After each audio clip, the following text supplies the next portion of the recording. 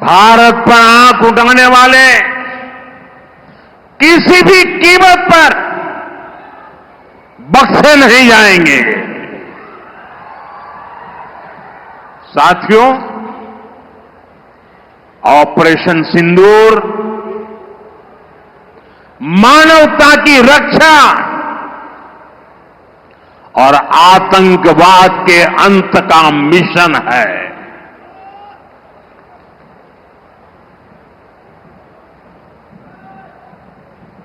22 मई के बाद मैंने कभी छुपाया नहीं, सीना तानकर बिहार की जनसभा में मैंने घोषणा की थी,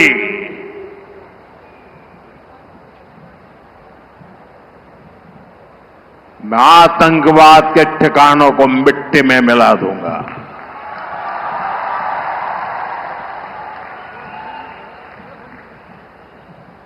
पंद्रह दिन तक हमने इंतजार किया, फिर पाकिस्तान आतंकवाद के खिलाफ कोई कदम उठाएगा, लेकिन शायद आतंकवाद ही उनकी रोजी रोटी है। जब उन्होंने कुछ नहीं किया तो फिर मैंने देश की सेना को खुली छूट दे दी। भारत के टारगेट पर आतंकवादियों के हेडक्वार्टर थे।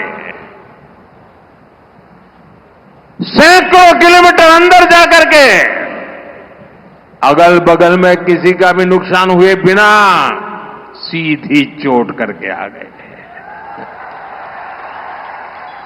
सटीक वार किया।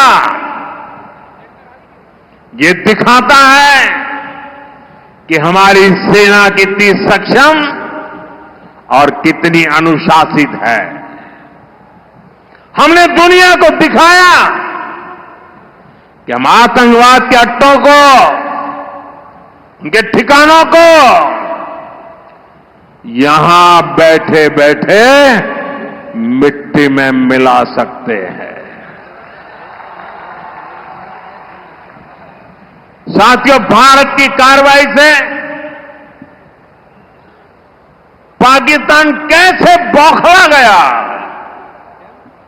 ये भी हमने देखा है।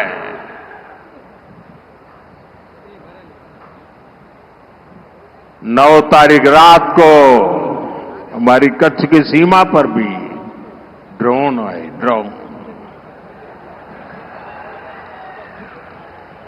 उनको लगता था कि मोदी गुजरात का है तो जरा गुजरात में कमाल कर हुए मालूम नहीं है।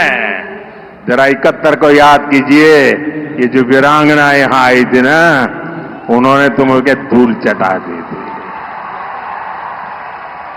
ये माताएं बहनें उस समय 72 घंटे में रनवे तैयार कर दिया और हमने हमले फिर से चालू कर दिए थे।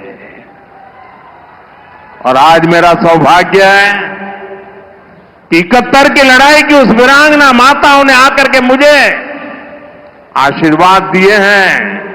इतना ही नहीं, सिंदूर के वृक्ष का पौधा भी दिया है।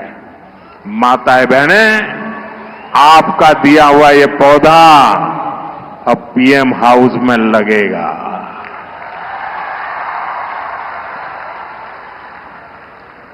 ये सिंदूर का पौधा है, ये वटवृक्ष बन करके रहेगा। साथियों, पाकिस्तान ने, हमने तो आतंकवादियों के ठिकानों पर हमला किया था,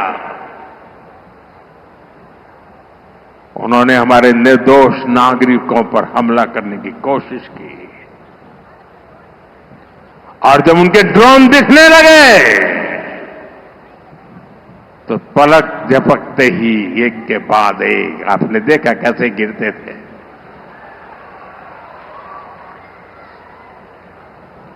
और तब भारत ने भी उनकी सेना पर 2 गुनी ताकत से हमला किया। भारत ने जिस सटीकता से पाकिस्तान के एयरबेस को उनके सैनिक ठिकानों को तबाह कर दिया। उससे दुनिया हैरान हो गई।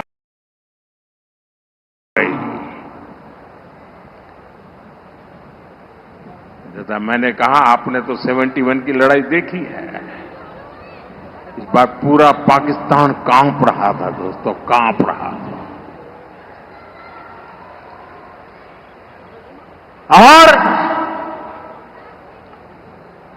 71 में वो सोचते थे कि हमने भूज के एयरबेस पर हमला किया था, और उस समय हमारी बहनों ने कमाल करके दिखा दिया था, बहादुरी की मिसाल दिखाई थी। और साथियों, पाकिस्तान के हमले का जवाब हमने इतनी ताकत से दिया कि उनके सारे एयरबेस आज भी आईसीयू में पड़े हैं, आज भी आईसीयू में पड़े हैं।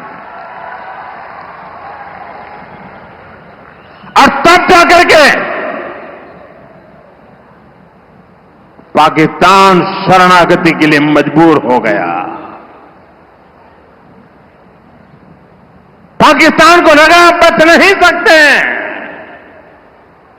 भारत ने रौद्र रूप दिखा दिया है, और आखिरकार ये हमारी सेना का पराक्रम था, ये हमारी सेना का साहस था, ये हमारी सेना का सटीक ऑपरेशन था। कुछ ही घंटों में पाकिस्तान ने सफेद झंडा फहराना शुरू कर दिया। उन्होंने कहा कि हम गोली नहीं चलाना चाहते। हमने कहा हम तो पहले भी कह देते थे भाई, हमने तो पहले ही कहा था। हमने आतंकवाद के ठिकानों को तोड़ना था, मारना था, सबक सिखाना था। उसके बाद तुम्हें चुप रहने की जरूरत थी, लेकिन तुमने गलती की तो तुम्हें सजा भी भुगतनी पड़ी। साथियों, भारत की लड़ाई सीमा पार पल रहे आतंकवाद से। जो आज इस आतंकवाद को पाल पोस रहा है, उससे हमारी दुश्मनी है।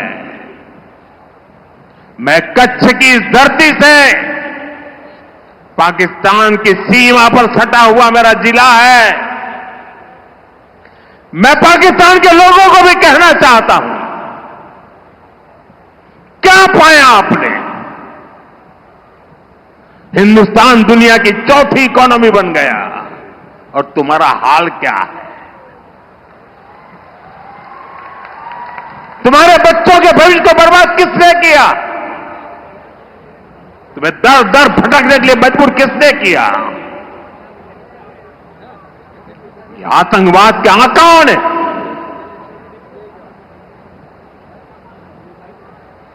वहां की सेना का अपना एजेंडा, पाकिस्तान के नागरिकों, खास करके वहां के बच्चे, ये मोदी की बात कान खोल करके सुन लो। ये आपकी सरकार और आपकी सेना आतंकवाद को समर्थन दे रही है।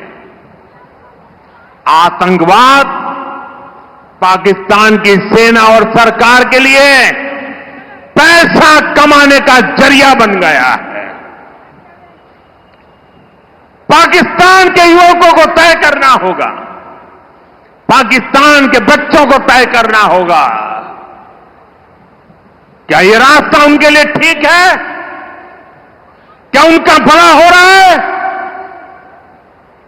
सत्ता के लिए जो एक खेल खेले जा रहे हैं, क्या उससे पाकिस्तान के बच्चों की जिंदगी बनेगी? मैं पाकिस्तान के बच्चों को कहना चाहता हूं, ये आपके हुक्मनारा, ये आपकी सेना आतंकवाद के साए में पल रही है, वो आपके जीवन में खतरे पैदा कर रही है, आपके भविष्य को नष्ट कर रही है, आपको अंधेरे में धकेल रही है। पाकिस्तान को आतंक की बीमारी से मुक्त करने के लिए पाकिस्तान के अवाम को आगे आना होगा, पाकिस्तान के नौजवानों को आगे आना होगा। सुख चैन की जिंदगी जियो, रोटी खाओ, वरना मेरी गोली तो है ही।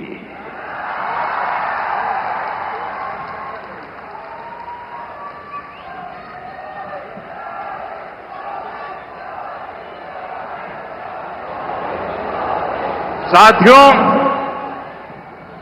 भारत की दिशा एकदम स्पष्ट है। भारत ने विकास का पथ चुना है, शांति और समृद्धि का रास्ता चुना है। मुझे भरोसा है कि जैसे कच्छ की जो स्पिरिट है, वो भारत को विकसित बनाने के लिए भी प्रेरणा बनेगी। મારા કચ્છી ભાઈ બહેનો, હવે થોડા દાડા પછી આપણું અષાઢી બીજ આવશે, આપણું કચ્છી નવું વર્ષ।